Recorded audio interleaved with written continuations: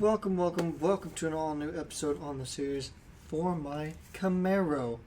This is my project car. It is a 2000 Camaro V6 manual. It had a couple problems. It had a dent in the side, which is right there. Pretty big dent in the side. I bought it for $1,200. It had 140,000 miles on it. And it was kind of ugly when I bought it. And I decided that I was going to fix the dent on it. So, that's what I set out to do. So I just graduated from auto collision school. And I thought, why not take on a project like this? I've done a couple at this point. But this was my very first one. I recorded it all. As you can see, I'm peeling black paint off of the spoiler. And I'm talking on the phone with somebody, apparently, at my desk. So I recorded all of this, almost all my process. I'm going to talk you through it. We're going to walk through it. And that's basically what this video is. So if you wanted to know anything about repairing dents, leave a comment down below. I do a lot of paint work. Paint work is more my style than dent work, but I can do them both. I doubt this, but if any future employers are out there, hey, hit me up. I live in Kansas. What up? But yeah, this is my Camaro. So this paint was really hard to get off. It came off in like layers. So I had a heat gun, I had a whole bunch of things. I am definitely talking on the phone at that point. Making somebody laugh as I have a tie, a suit and tie wrapped around my head backwards. But yeah, I did a lot to this car. Like I said, it was $1,200. Here's me working on it more. I'm stripping the paint off of it so that I can, one, get a better look at it, and two, in a second I will be attempting to pull the dent out. I made one mistake here. I didn't unhook the battery from the car, which is not bad for this old of a car. Nothing really happened. But I think I did fry the speaker that is right behind that panel. So I cut a lot of this out, but there are still parts, obviously, as you can see here, that I apparently didn't cut out for any reason. But yeah, I'm just stripping the paint so I can get a better look at it. So yeah, I removed the wheel as well. I have it on a hoist, which is in my garage. I have it off the ground so I can reach it better, so it's about eye height. But yeah, that's what I'm doing. I repaired that spot, as you can see there, and there's a little, I don't know if you can see it on the back, there's a little spot as well that needed some paint, that was bare, but this has been a previous accident, and I thought, car's cheap, I can buy it, I can fix it, make it look even a little bit better, and then I could probably sell it for more than I bought it for. Because I do that a lot. So yeah, that was my goal. Here I'm putting on tabs. If you can see them, they will be used. We will pull on those tabs, and it will start pulling the dent out. As you can see there, this is about 10 times speed, so it's very fast. But yeah, literally, I'm just like, essentially, it's a backwards hammer that I'm using to pull the dents out. I put a lot of tabs in this one, a lot more than I needed to. This is the first time I've actually pulled dents on a car by myself, no instructor, nothing. And it worked really well. Maybe not as good as a professional level, obviously, because I'm doing this at home in my garage. But yeah, that's... so I'm literally hammering the back of that. That's what that tool does. I got that big tool, that big yellow tool. I got that from my from my friend, and then I got that hammer tool also from him. Very nice guy. I don't actually know what I was doing there. Boy, do I not remember making this. It was like 3 days ago. I must have been really tired. But, yeah, I'm still stripping paint because I have to do that. I have, in the past, I have flipped a lot of cars. Not doing major repairs. My dad's more on the mechanic side, so he has helped me with other cars that I've owned to just repair small things like a clutch.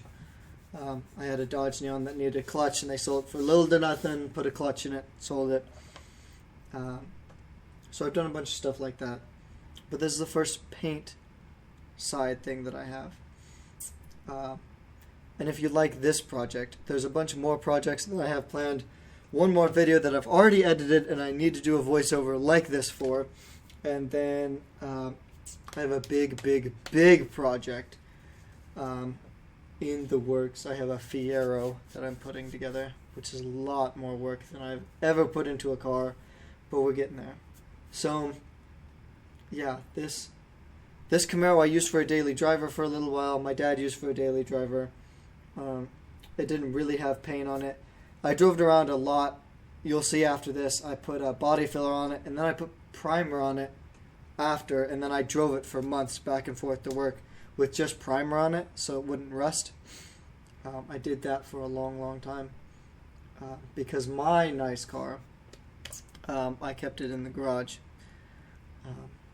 But I did a lot of work this car. Almost everything in the video is 10 times speed, if not 5 times speed. So yeah, I've put a lot into this.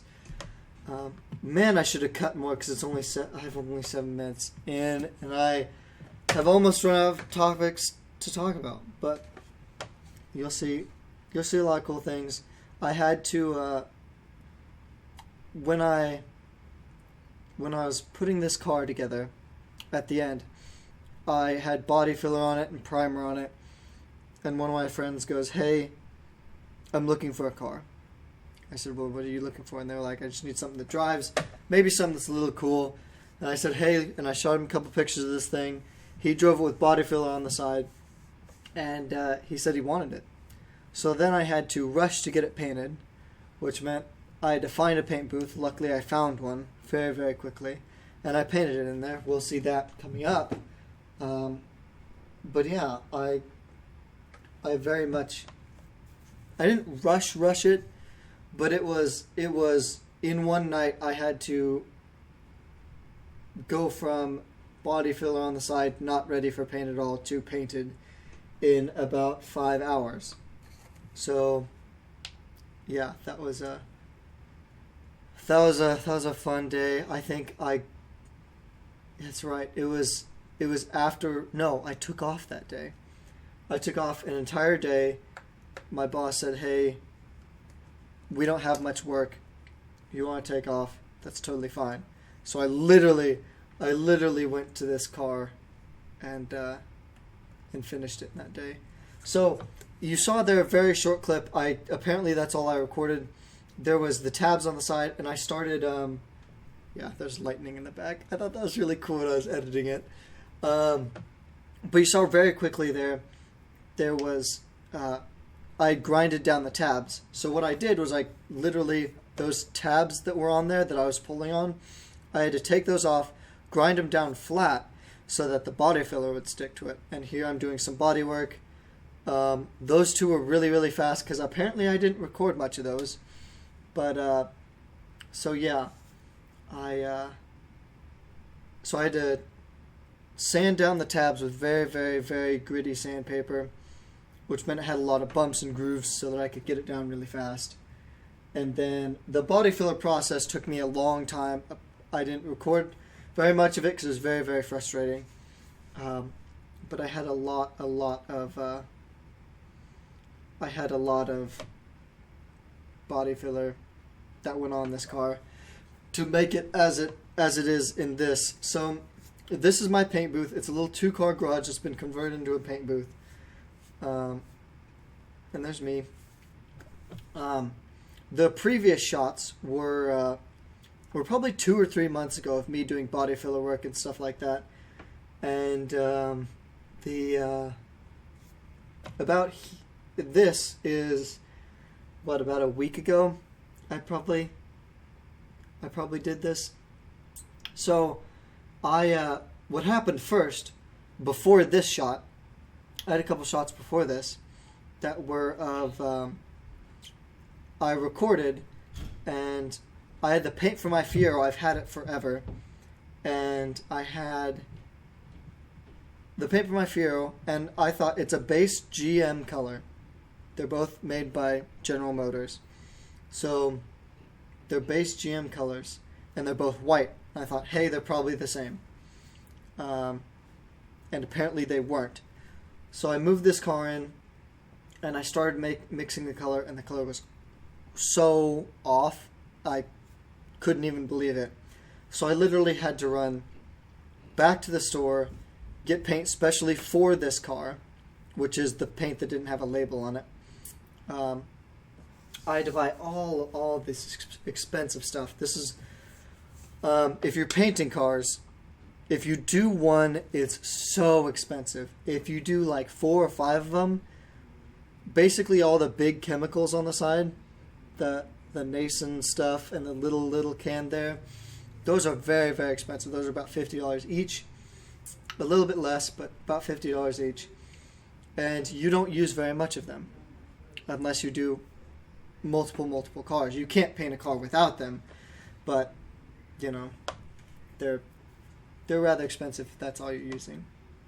So here I set up, I got my paint mixed, I got my paint gun. I love that paint gun. Recommend to anybody, even if you're doing small projects, even if you're doing one car.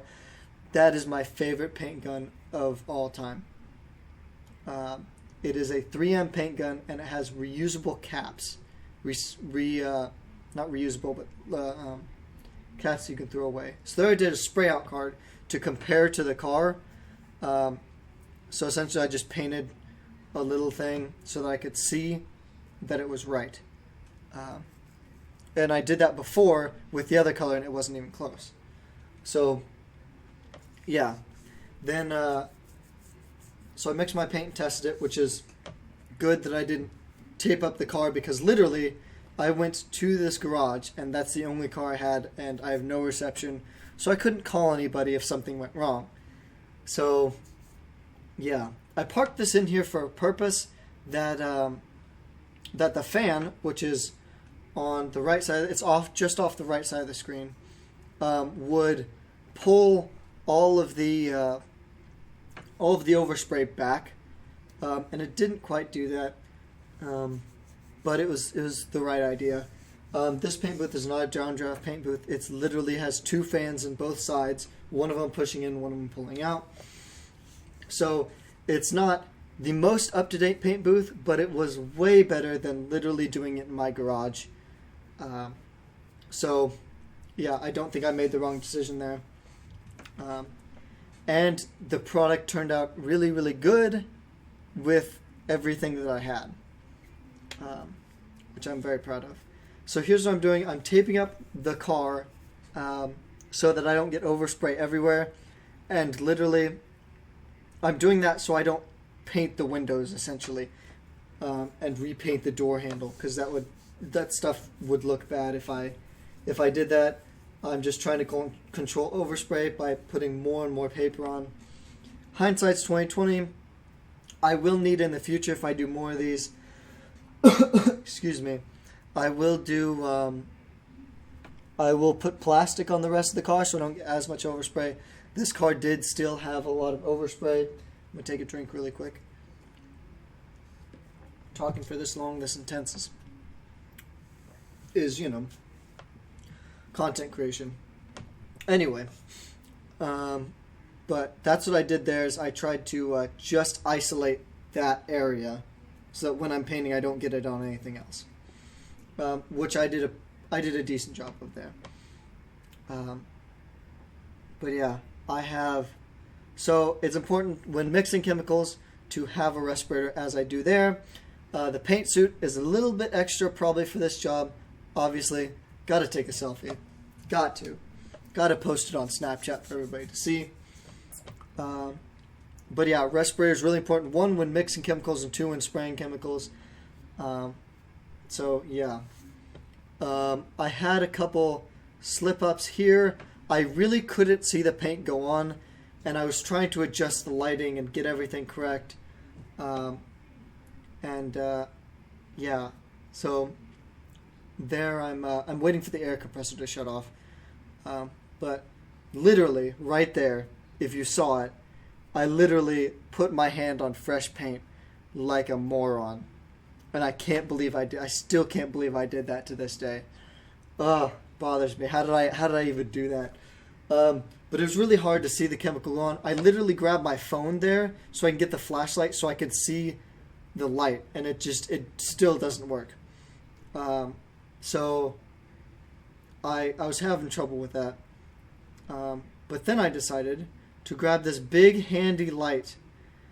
This big LED light. So handy. Saved the whole project. You can just see my hand is white there. But yeah, I sprayed that.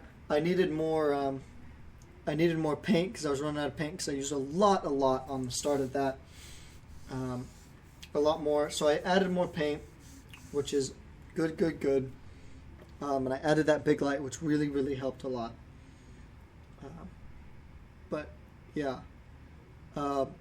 The bottle on the left, the glass jar there, that is lacquer thinner. That yellow liquid is lacquer thinner.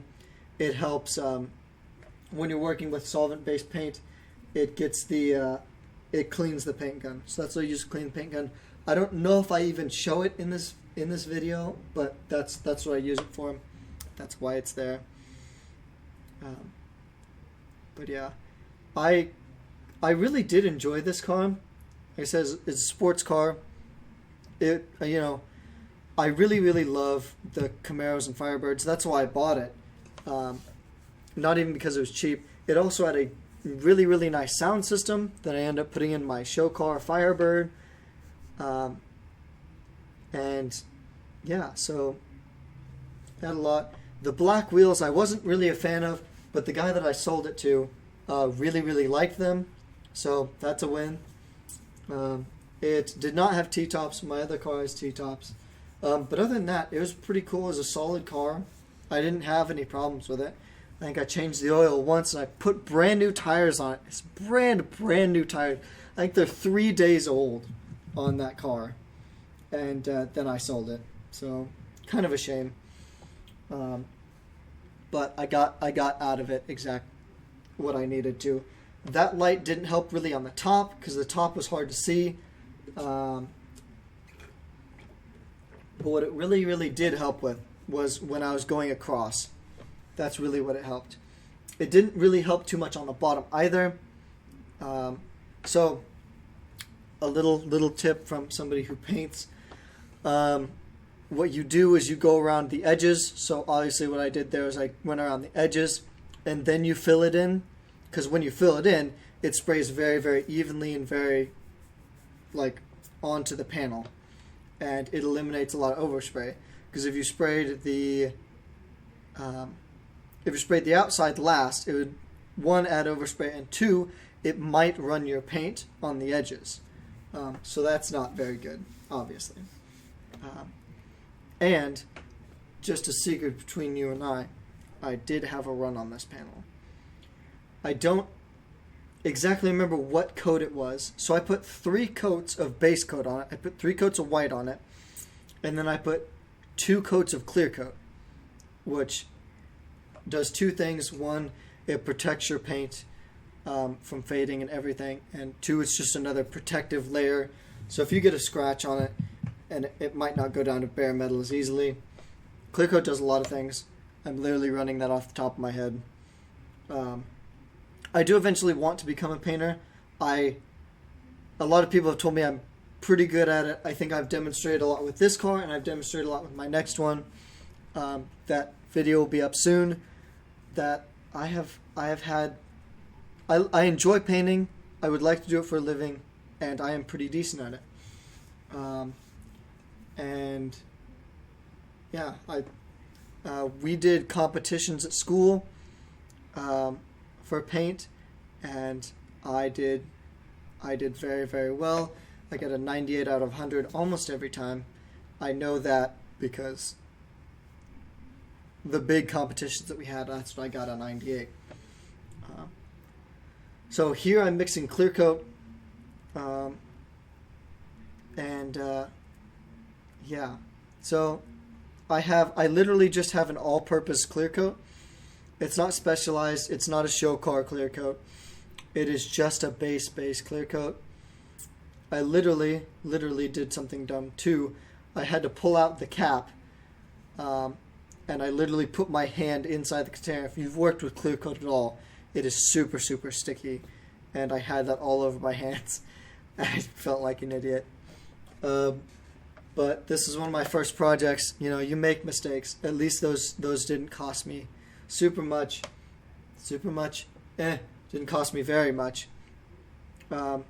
Obviously, me sticking my hand in clear coat didn't cost me really anything. I should have been wearing gloves, first of all. I do in my next one. That was one of the things I forgot to bring because I'm very, very away from my house and my tools here.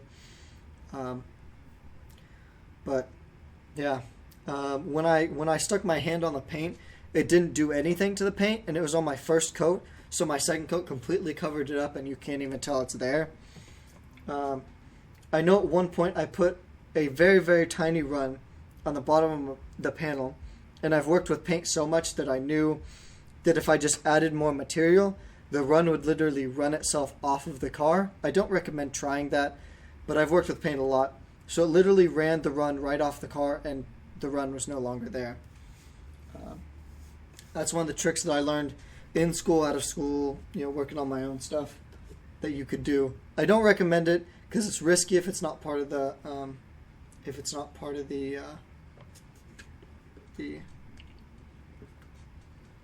the middle. So here's what I did. As you can see, as you saw, I accidentally forgot to do the I forgot to record me spraying the clear coat, and I just thought it was kind of funny that you could see the reflection off that bottle, off that big can. So yeah, I forgot to do that. The car ended up turning out really, really good, as I will see in 2 seconds when my video catches up. Yeah, the first picture is right after I took it out of the paint booth. Looks really good. There's a little bit you can tell. You can tell I didn't do 100% what I needed to do on the bottom, but literally it looks fine. All the paint's the same. The second one's in my garage. It's a little bit blurry. And then the third one is also in my garage, but just from a different angle. And it looks perfect. Like, you can't even tell. And then the last one's right when I sold it. It's literally the picture. I literally gave him everything, got the cash, and I said, I gotta take a picture of this thing before it goes. So yeah, that was my Camaro build. It took a lot longer than it should have, but hey, I got it done. And I think it looks great, and I'm pretty proud of it. But yeah, this is definitely not the last one of these videos. I have some more of them planned and some more of them already recorded. So if you want to see more, leave a like. If you have any questions, leave them down in the comment section below. This is not the main thing of my channel, but is something that I do on the side, and I thought, hey, if I'm doing it, why not record it? But yeah, so if you enjoyed the video, leave a like, comment, subscribe, do everything the YouTubers tell you to do, and I will see you guys in the next one. Bye!